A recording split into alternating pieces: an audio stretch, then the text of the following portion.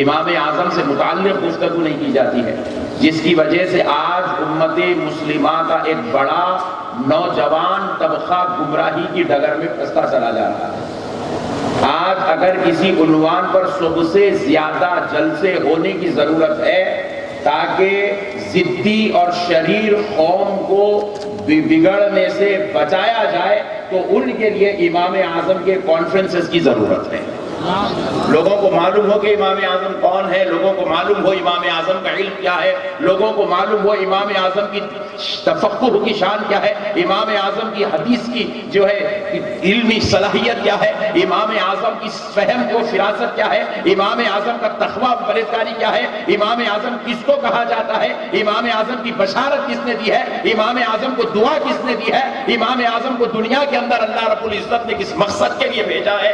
آج کی نوجوان نسل اگرچہ کہ وہ دیندار ہو، اگرچہ کہ وہ دنیا دار ہو، اگرچہ کہ وہ دین سے کروڑوں میل دور ہو یا مسجد میں بیٹھا ہو، ہر ایک کو امام اعظم کے بارے میں معلوم ہونا بے حد ضروری ہے۔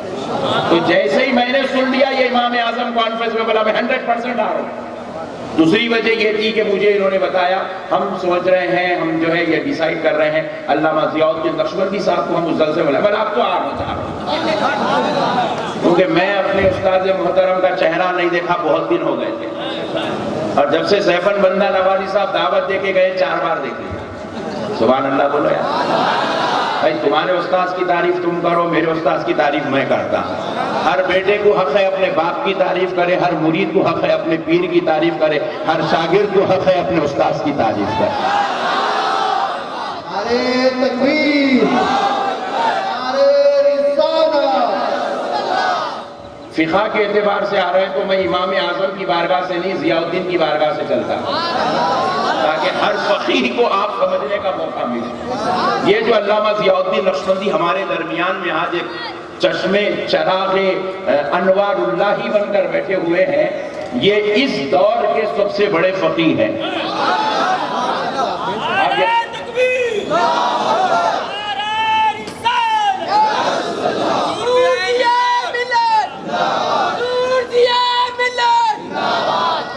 ٹھنڈے نعرے نکو لگاؤ بھائی، یہ ڈپلیکیٹ باتاں ہونا ہی نہیں، یہ اپنی اولڈ سٹی کی قومی جیسی ہے بیچارے۔ ان لوگوں کو جلسے ہونا، سیاسی جلسے ہونا، وہ ہونا، وہاں لڑ بازی کرتے آ رہے تھے، حضرت بھی آئے، میں بھی اب کو بھائی ایسے مردے نعروں کی ضرورت نہیں ہے اپنے کو۔ اچھے وہ یو پی میں، بہار میں، بنگال میں 2-2 کلومیٹر 4-4 کلومیٹر سے استقبال کرتے، زبردست طریقے سے جو ہے بلاتے، دھوم دھڑاکا کرتے۔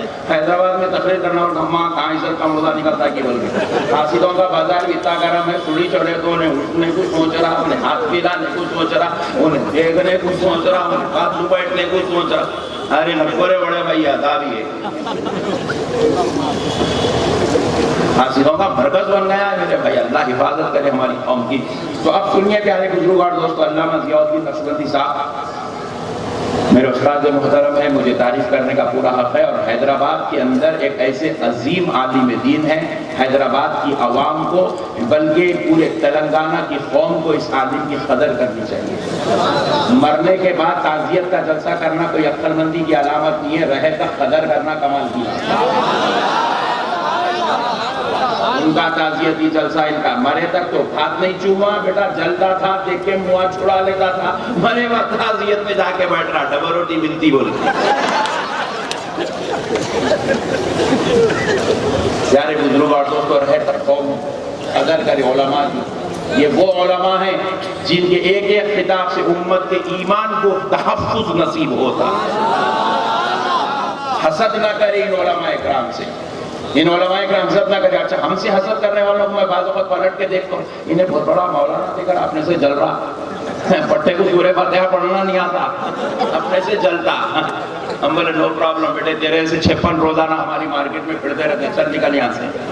بہرحال تھوڑا جواب دینا ضروری تھا، اس لیے دے دیا۔ آپ لوگوں کو نہیں سمجھ میں آتا، جس کو سمجھتا ہوں پورا سمجھ گیا، آپ ٹینشن نہ کریں۔ اب دوسرا مسئلہ سنو میرے پیارے بھائی، میں پورے ہندوستان پھرتا ہوں، بلکہ اللہ کا کرم میرے اساتذہ کی دعائیں ہیں، دنیا بھر کے 13 ممالک گیا، 13 ممالک صرف تقریر کے لیے 13 ممالک گیا۔ تو پیارے بزرگ اور دوستوں، جہاں جاتا ہوں اسٹیجوں پہ بیٹھتا ہوں 150 200 علماء اکرام، 100 50 25 30 علماء ہوتے ہیں۔ مجھ سے پہلے بھی کوئی علماء کا خطاب ہوتا ہے تو میں بیٹھتا ہوں، ان کو سنتا ہوں، مگر خدا کی قسم آج تک پورے ہندوستان میں کوئی عالم اس دماغ پہ چڑھائی نہیں، ریئل بول فیکٹ بول، اللہ کی قسم کوئی نہیں چڑھا اس دماغ پہ اب تک ایک چڑھائی نہیں، کہیں کو نہیں چڑھا بول کے میں خود سوچا ایک دن کہیں کو چڑھتا کہیں کو نہیں ہے، حالانکہ عالم دین ہے، مقرر ہے، شملہ ہے، جبہ ہے، خبہ ہے، چڑھتا کہیں کو نہیں میرے دماغ پہ، اس لیے نہیں چڑھتا۔ یہ آنکھ 8 سال تک مفتی ضیاء الدین نقشبندی کی صحبت میں بیٹھی ہوئی ہے، یہ کانوں نے علامہ ضیاء الدین نقشبندی کو سنا ہے، یہ آنکھوں نے ضیاء الدین نقشبندی صاحب کو دیکھا ہے، میری آنکھ پر ان کی نام کا چشمہ لگا ہوا ہے، اب میں جس عالم کو دیکھتا ہوں ان کے حوالے سے دیکھتا ہوں، ان کی صورت سے دیکھتا ہوں، جس عالم کو دیکھتا ہوں ان کو ایک پلڑے میں رکھ کر اس کو دوسرے پلڑے میں رکھتا ہوں، جس عالم کا بیان سنتا ہوں اس عالم کو ایک نظر میں رکھتا ہوں، اس کو دوسری نظر میں رکھتا ہوں۔ اللہ کی عزت و جلال کی قسم آج تک پورے ہندوستان میں نے ضیاء الدین نقشبندی کا کوئی سالی نہیں پایا، اس لیے وہ میرے دماغ پہ نہیں چڑھ پاتا۔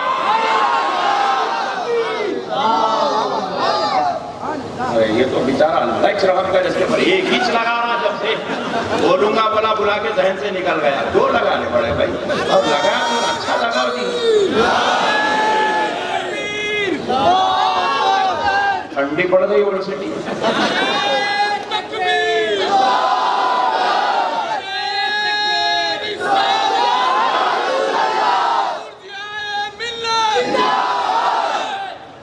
پیارے بزرگ اور دوستوں، آپ کو بھی ذرا علماء، ہمارے علماء کی قدر ہونا بلکہ آپ کو سنا رہا ہوں میں، آپ کو قدر ہونی چاہیے ہمارے علماء اکرام کی، الحمدللہ ایسے جلیل القدر ہستیاں ہمارے بیچ میں ہیں۔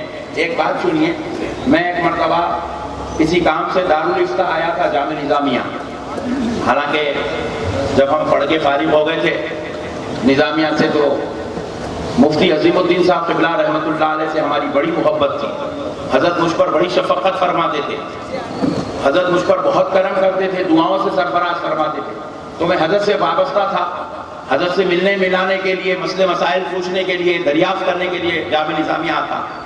تو میں جامعہ نظامیہ آیا تھا، دارالفتاء میں بیٹھا ہوا تھا، اور اصحاب کہف سے متعلق ایک مسئلے پر حضرت کے پاس جو ہے سوال آیا تھا اور حضرت اس کا جواب تلاش کر رہے تھے۔ آپ یقین مانیے وہ اتنا پیچیدہ سوال تھا، اصحاب کہف سے متعلق پیچیدہ مسئلہ تھا، مفتی عظیم الدین صاحب قبلہ رحمۃ اللہ علیہ اس مسئلے کو تلاش کر رہے تھے۔ پھر اس کے بعد آپ کے جو ہے ساتھ میں اور بھی 2-4 جلیل القدر علماء جو اس وقت بھی جامعہ نظامیہ میں موجود ہیں وہ بھی موجود تھے، اور حضرت عبدالغفور صاحب قبلہ رحمۃ اللہ علیہ جو حال ہی میں پردہ فرمائے وہ بھی اس وقت وہاں دارالفتاء میں موجود تھے۔ آپ یقین مانیے میں اس نشست میں 1 گھنٹے تک میں بیٹھا رہا اور میں کچھ بات نہیں کر رہا، خاموش دیکھ رہا تھا، کیونکہ حضرت قبلہ چاہتے تھے کہ وہ مسئلہ نکل جائے، جواب مل جائے۔ دارالفتاء سے جو ہے لائبریری کو بھیجایا گیا، 6 8 10 کتابیں وہاں سے منگائی گئی، اس کے بعد اس کتابوں سے مسائل ڈھونڈ رہے ہیں، علماء کرام اس کو تلاش کر رہے ہیں، لیکن وہ مسئلہ نہیں مل رہا۔ تو آخر میں مفتی عظیم الدین صاحب ایک کتاب ایسے ٹیبل پہ رکھ کے فرمائے میاں ضیاء الدین کو فون ملاؤ بولے،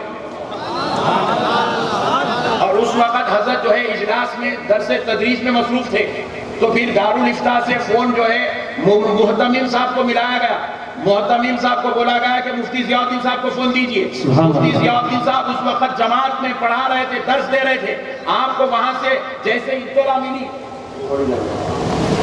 ایک ہی بیٹھ جاؤ، ہم ہمیشہ یہ کرسی کے ہفتے لڑتی رہی تھی، اللہ یہ کرسی پہ بیٹھنے والوں کو سلامتی نصیب کرے، بشرطے کہ وہ حیدرآباد کے وقت۔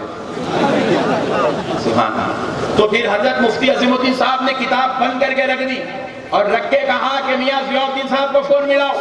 اسی وقت دارالفتاء سے محتمم صاحب کو فون ملایا گیا، محتمم صاحب اس وقت جو ہے ان کو کہا گیا کہ ضیاء الدین صاحب کو فون دیجئے۔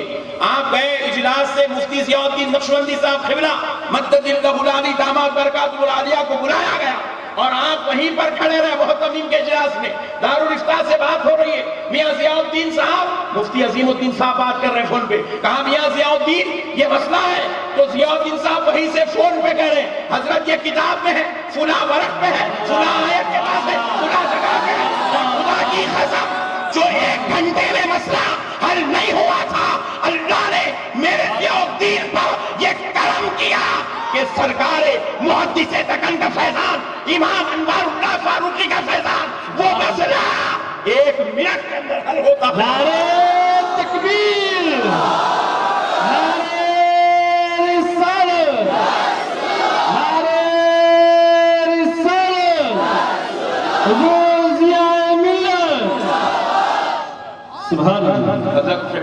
حضرت قبلہ سے استفادہ کریے آپ۔ میں پورا ہندوستان پھرتا ہوں، پورا ہندوستان۔ اس مارچ کے مہینے میں آپ یقین مانیے میرے 20 جلسے ہیں، جس میں سے اب تک میں 2 جلسے کر چکا ہوں۔ پہلا جلسہ بہار میں کیا، دوسرا جلسہ جھارکھنڈ میں کیا، آج تیسرا جلسہ آپ کے پاس کر رہا ہوں۔ 5 تاریخ ہے، 3 جلسے کر چکا ہوں، 30 تاریخ تک میرے 20 جلسے ہیں۔ 20 جلسوں میں آپ یقین مانیے میں علماء کرام کو دیکھتا ہوں، سنتا ہوں، ہر چیز ان سے ملاقات ہوتی ہے، لیکن آپ قدر کیجئے ایسا عالم دین پورے ہندوستان میں مجھے کہیں نہیں ملا۔ آپ قدر کیجئے اپنے علماء کی، اپنی علماء کی قدر کیجئے، ایسا عالم مجھے نہیں ملا، آپ کو کہاں سے مٹھی ملے گا؟ نہیں مل سکتے میرے پیارے بھائی۔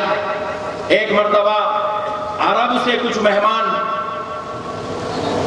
جامع نظامیہ کے لیے تشریف لائے تھے اور وہ جامع نظامیہ کا دورہ کرنا چاہتے تھے، جامع نظامیہ دیکھنا چاہتے تھے، جامع نظامیہ کے متعلق معلومات کرنا چاہتے تھے۔ شاید مجھے ذہن میں آ رہا ہے وہ کویت کا قافلہ تھا اور اس وقت وہ قافلے کو لے آیا گیا۔ شیخ الجامعہ حضرت مفتی خلیل احمد صاحب قبلہ زین الفقہا مدد اللہ العالی کی بارگاہ میں اس قافلے کو لایا گیا۔ حضرت اپنی مسلک سے کھڑے ہوئے ان کا استقبال کیا، ان کو بٹھائے اور اس کے بعد وہ چاہتے تھے کہ نظامیہ کا دورہ کرے۔ آپ یقین مانیے اس وقت حضرت مفتی خلیل احمد صاحب ایک زبان ہو کر کہتے ہیں میاں ضیاء الدین صاحب کو بلا۔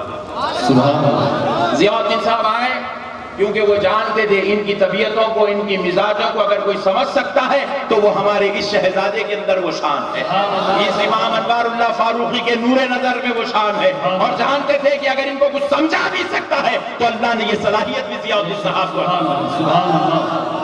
میں خود ایک مرتبہ فسلان سر کی مسجد قادریہ میں امامت کرتا تھا، اور جب میں بالکل مولوی میں تھا، حضرت جو ہے وہاں پر درس حدیث کے لیے حضرت خواجہ شریف صاحب قبلہ رحمت اللہ علیہ کے ساتھ تشریف لاتے تھے۔ ایک حدیث شریف میں بیان کے لیے تیاری کر رہا تھا تو ایک حدیث میری نظروں سے گزری تھی اور میں وہ پڑھا، اور وہ کتاب مجھے یاد تھی مگر وہ صفحہ، وہ باب مجھے یاد نہیں تھا، وہ حدیث میں نے کہاں پڑھی۔ وہ حدیث تھی ہمارے دادا پیر حضور سیدنا محدث دکن حضرت عبداللہ شاہ صاحب قبلہ نقشبندی مجددی قادری رحمت اللہ علیہ کی کتاب میں وہ حدیث تھی۔ مجھے کتاب معلوم تھی مگر وہ کس باب میں ہے، کہاں ہے وہ حدیث مجھے یہ نہیں معلوم تھی، مگر حدیث مجھے زبان یاد تھی۔ تو میں نے حضرت کو کہا حضرت میں یہ حدیث تلاش کر رہا ہوں، نہیں مل رہی ہے، کہاں ہے؟ وجبت محبتی للمتحابین فکیا والمتجالسین فکیا والمتبادلین فکیا والمتزاورین فکیا۔ جب میں اس حدیث پاک کو حضرت کو سنایا، خدا کی قسم میں پوری حدیث تو اب سنایا، جب حضرت کو میں پوری حدیث میں سنایا، حضرت حالانکہ وہ سجادۃ المصابی میں کہا میاں یہ باب میں ہے، یہ صفحے میں ہے، یہ صفحے میں یہاں ہو، یا نیچے لکھی ہوئی حدیث آپ کو۔ سبحان اللہ، سبحان اللہ، سبحان اللہ۔ اللہ نے ایسی ذہانت اور ایسے فہم و کمال کا مالک اللہ سبحان اللہ، سبحان اللہ۔ اور الحمدللہ اللہ کا شکر ہے آپ کے بچے بھی ماشاءاللہ سے حافظ قرآن بنے، عالم دین بنے، جامع نظامیہ سے کامل ہوئے، لیکن اب وہ بچوں کو بھی میں دیکھ رہا ہوں ان لوگ بھی ماشاءاللہ مصلی پہ کھڑے ہو گئے تو 2 دن میں پوری قرآن سنا دے رہے ہیں، 3 دن میں پوری قرآن سنا دے رہے ہیں۔ سبحان اللہ، اللہ کا فضل ہے میرے بھائی، قدر کریے، نعمتیں ہیں اللہ تعالی